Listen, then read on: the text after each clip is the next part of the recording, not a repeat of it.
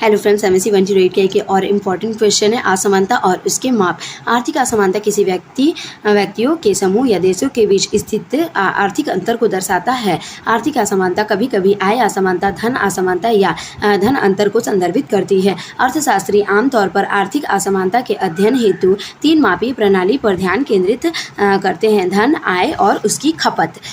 आर्थिक असमानता का मुख्य समानता के विचारों, परिणामों की समानता, अवसर की समानता के लिए प्रासंगिक है। आर्थिक असमानता समाज, ऐतिहासिक काल, आर्थिक संरचनाओं और प्रणालियों के बीच बदलती है। यह शब्द किसी भी विशेष अवधि में आय या धन के पार अनुभागीय वितरण या लंबी अवधि के दौरान आय और धन के परिवर्तनों को संदर्भित करता है। आर्थिक असमानता को मापने के लिए विभिन्न संख्यात्मक सूचकांक हैं। एक व्यापक रूप से उपयोग सूचकांक गिनी गुणांक है। शोध से पता चलता है आर्थिक असमानता विकास की अवधि में बाधा डालती है, जबकि वैश्वीकरण ने वैश्विक असमानता को कम कर दिया है। इसने राष्ट्रों के भीतर असमानता में वृद्धि की है। असमानता के माप 2 तरीकों से किए जाते हैं। पहला लॉरेंज वक्र है और दूसरा है गिनी गुणांक। तो इसका डेफिनेशन हम आपको बताते हैं।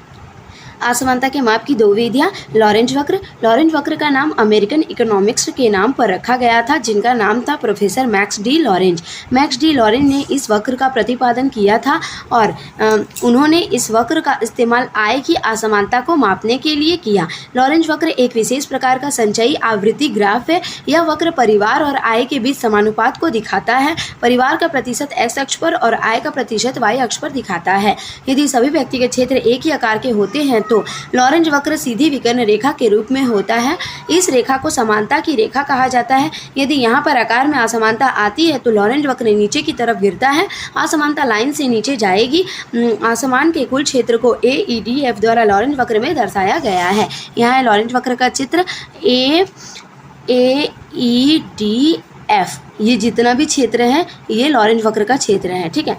इसी द्वारा ही दिखाया जाता है। अब है गिनी कोएफिशिएंट। यह एक सांख्यिकी फैलाव का माप है जिसका उद्देश्य किसी राष्ट्र के निवासियों के आय का वितरण का प्रतिनिधित्व करना है।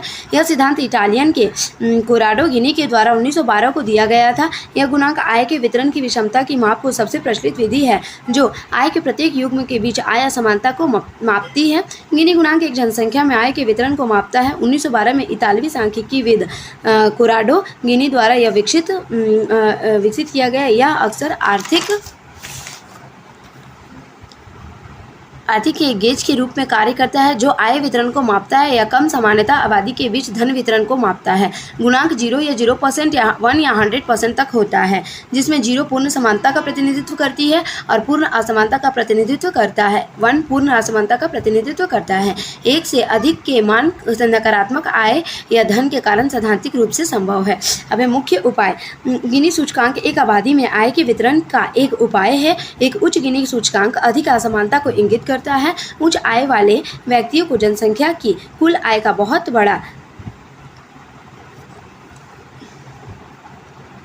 बड़ा प्रतिशत प्राप्त होता है। वैश्विक असमानता, जैसा कि गिनी इंडेक्स द्वारा मापा जाता है, पहली कुछ शताब्दियों में बहुत बड़ी है और कोविड-19 महामारी के दौरान बढ़ गई है। डेटा और अन्य सीमाओं के कारण गिनी इंडेक्स आय असमानता को बढ़ा सकता है और आय वितरण के बारे में महत्वपूर्ण जानकारी को स्पष्ट कर सकता है। गिनी इंडेक्स को समझना। जिस देशों में प्रत्येक निवासी की समान आय होती है उसकी आय गिनी गुणांक 0 होती है। जिसके विपरीत जिस देश में निवासी के सभी आय अर्जित जबकि बाकी सभी में कुछ भी अर्जित नहीं किया गया उसकी आय 1 का गिनी गुणांक होगा। एक ही विश्लेषण धन वितरण पर लागू हो सकता है, लेकिन क्योंकि आय की तुलना में धन को मापना अधिक कठिन है, गिनी गुणांक आमतौर पर आय का उल्लेख करती है केवल गिनी गुणांक या गिनी सूचकांक के रूप में दिखाई देते हैं। यह निर्दिष्ट किए बिना कि वे आय को संदर्भित करते हैं। धन गिनी गुणांक या अन्य आय की तुलना में बहुत अधिक होता है। अगर वीडियो अच्छी लगी हो तो please like and subscribe my channel. Thank you.